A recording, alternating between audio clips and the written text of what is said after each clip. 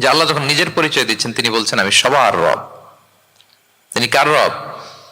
তিনি সবার রব। আলহামদুলিল্লাহ রাব্বিল আলামিন।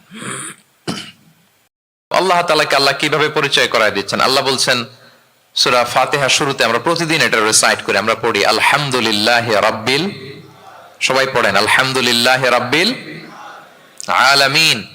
প্রশংসা সেই আল্লাহর যিনি হচ্ছেন রব্বুল আলামিন, মানে জগৎ সমূহের রব। তিনি সবার রব। কার রব? সবার রব। তিনি কিন্তু বলেন না আলহামদুলিল্লাহ রব্বিল মুসাল্লিন, তিনি শুধু মুসল্লিদের রব বলছে। রব্বিল মুসলিমিন, শুধু মুসলিমিনদের রব বলছে। হ্যাঁ, রব্বুল হাজিন, শুধু হাজি সাহেবদের রব বলছে না। তিনি কি বলছেন? রব্বিল আলামিন। তাহলে তিনি গোটা জগতের রব, সবার রব তিনি।